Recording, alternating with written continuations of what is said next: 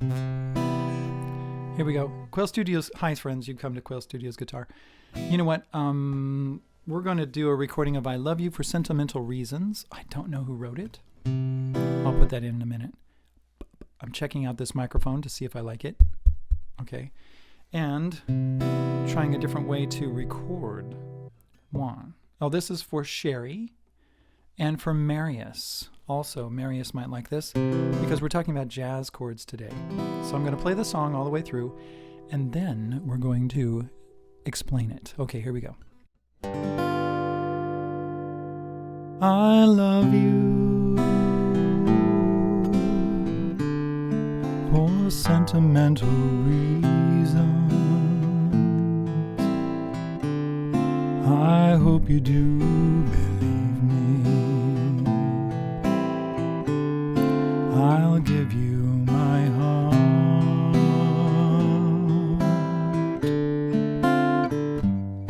I love you, and you alone were meant for me. Please give your loving heart to me, and say we'll never part.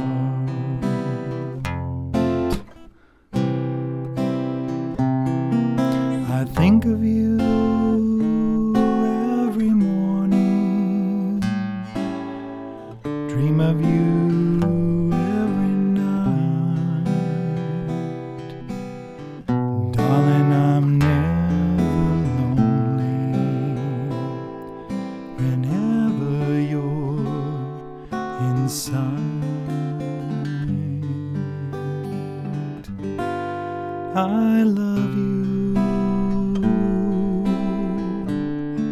for sentimental reasons. I hope you do believe me. I've given you my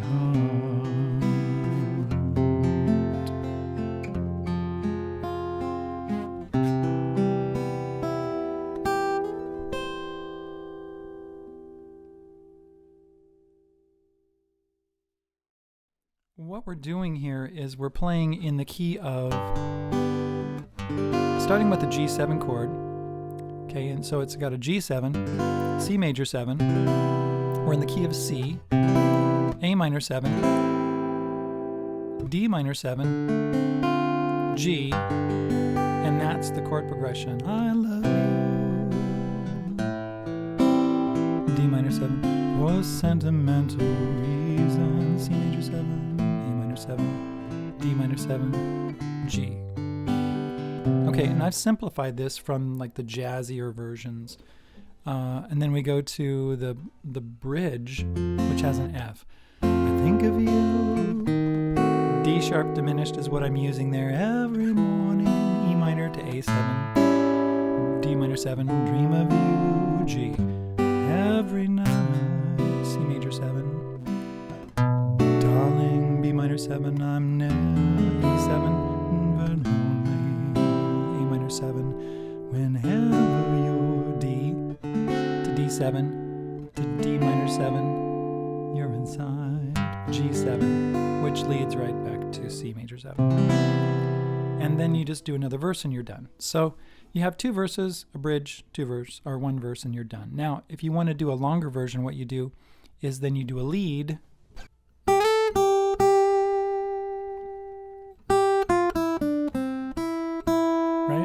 And do like a melody, and you could even do a bridge if you want to for the lead. And then you go back and you sing another verse or whatever you want to do, and you make it longer instead of, let's see, Nat King Cole's original version was like 2 minutes and something seconds, which was kind of short. Played that whole thing that I just played for you, plus a small lead, the last verse again, and that was it. You can shorten it as much as you want to, or you can lengthen it as much as you want to, and that's great. Not a problem at all. So here's the chords. There's your C chord. Here's your C major 7. You just lift this finger up. And I'm playing all 5 strings. Just like that. A minor 7. Here's an A minor. Just lift this ring finger up. like that. 5 strings. D minor 7. You play 4 strings. D string on up to the high E string. I use it like an F chord. Like that. We're covering the first fret E string, first fret B string, second fret G string, plus the D note. And then G, of course, your regular G. Now when I do the G7, I do it like this, with my F right there, the F note on the first fret. I do my G chord like this. I'm not playing the note, the second fret on the A string. I'm muting that with the A string with my ring finger right there. Sounds great. Let's see. So the whole progression is C major 7, A minor 7, D minor 7, G. And you just do that over and over. Now the transition into the bridge is C major 7. I did an F bar chord. C, C7. To do the C7, you put your pinky, your little finger, your fourth finger on the 3rd fret G string with the C. I think of you.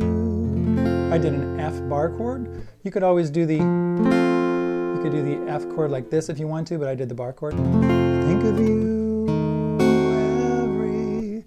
This is a D sharp diminished chord. I'm doing first finger, D string, first fret.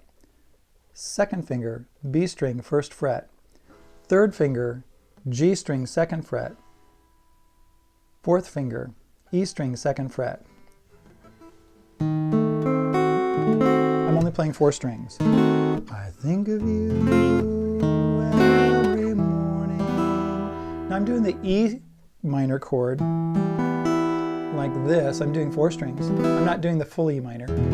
Because when I'm coming off of that D sharp diminished chord, and then I go up, there's my bass note for D sharp diminished, and I go up 1 fret, E minor. So I'm on the second fret, D string, open G string, open B string, open E string. Morning, A7, regular A7. Right, 5 strings, just a regular A7, just like that. I dream of you, D minor 7 again, G. Every night.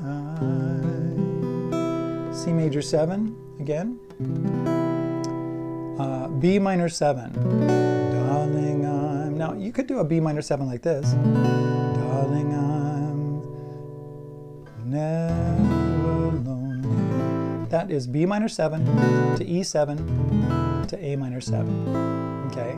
B minor 7, if you can't do the bar chord, it's first string, A string, first finger, A string, second fret, open D string,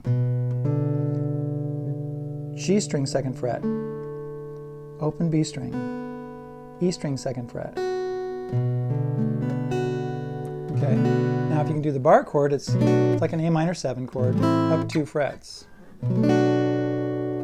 B minor 7, darling, I'm never lonely.